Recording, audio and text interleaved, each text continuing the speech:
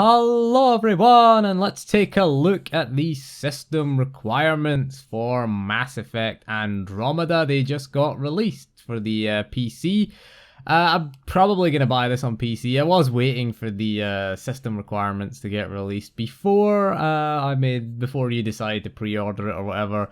I'm still on the fence about this one. Just not really. Mass Effect 3 was disappointing, if you ask me. I mean, the gameplay was okay. The ending was atrocious in Mass Effect 3, but it just, for me, it felt like overall it was the weakest entry in the series. The multiplayer was, nah, I don't really care for it. It just felt like a cheap Gears of War knockoff, to be honest. But anyway, let us get on with this. For an operating system, it is going to require a 64-bit OS, so Windows 7, Windows 8.1, and Windows 10. No real surprise there. Again, 64-bit is kind of the way to go if you own a gaming PC. For CPU, you're looking at a Intel Core i5 3570, quite an old CPU, to be honest. i5 tends to be the way to go for minimum requirements. AMD side, you're looking at an FX 6350. I mean, those two CPUs are not really equal, are they?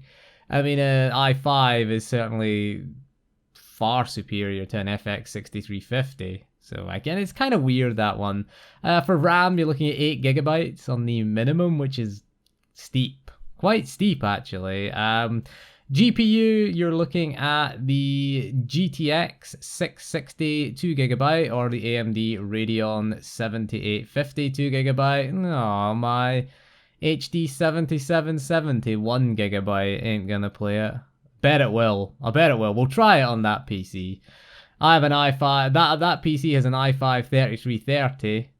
So bet that'll play it. I bet you it'll play it. For hard drive, you're looking at 55 GB of free space. It's going to be a DirectX 11 game. There's no mention of DirectX 12 support, so it's going to be DirectX 11.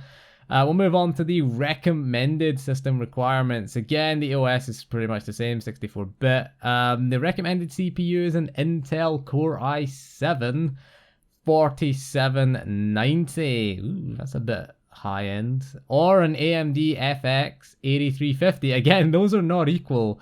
To be honest, the i5 3570 is probably a better CPU than the FX 8350.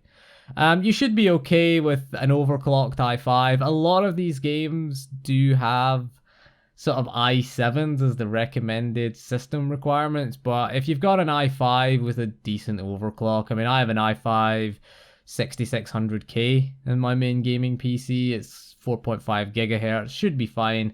The RAM requirement is 16 gigabytes. I'm calling bullshit on that, to be honest. 16 gigs of RAM.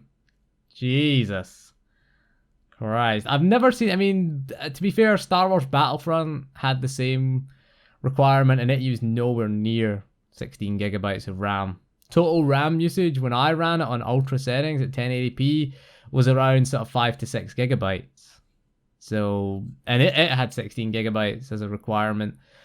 So I don't know, again, I don't know where they get 16 gig of RAM from. In terms of GPU, you're looking at a GTX 1060 3 GB model or an AMD RX 480 4 GB model. Again, they are the lower end of those models, the 1060 and the 480. I take it this is for 1080p and 60 FPS because those GPUs generally are the standard build these days. If you're building a PC for 1080p and 60 FPS, that is the GPU that you would choose, really. You'd probably choose the 6 GB and the 8 GB version of them respectively. You can get the 6 GB 1060 and the 8 GB RX 480.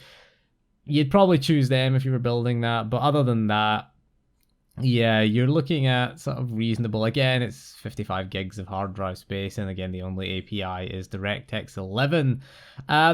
Should we be concerned about it? Not really. It's kind of what you would expect. I mean, again, a GTX 660 2 GB is the minimum. Yeah, I mean, that's a fairly old card. If you have a GTX 1050, probably give you around the same performance. Again, probably an RX 460 will probably give you around the same performance as the 7850 2 GB. They're roughly around that sort of performance mark. I have a 390X, so again, we're above the recommended requirements, the 1063 gig and the RX 484 gig. We're sort of above that slightly.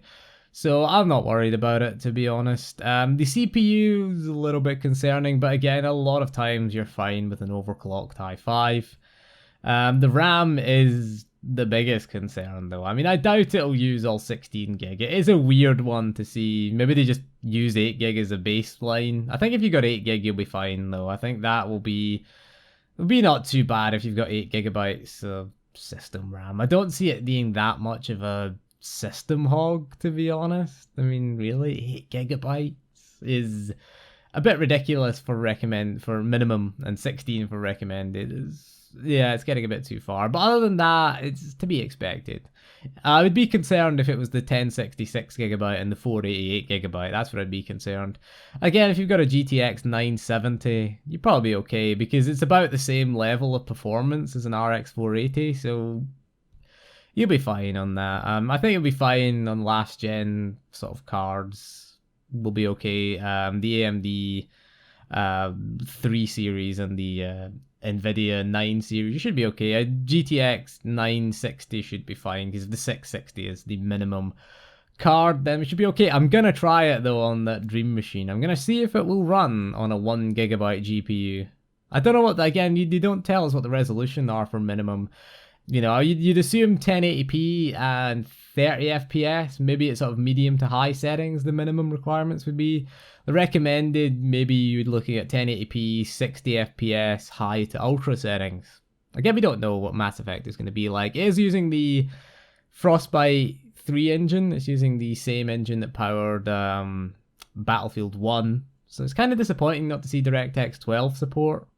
Would have been nice because Battlefield 1 ran pretty well with DirectX 12, or it's using at least a modified Frostbite engine. I think they modified it for Dragon Age Inquisition. But anyway, it'll be interesting to see how well it runs. I'm definitely going to pick up the PC version, I think, a choice.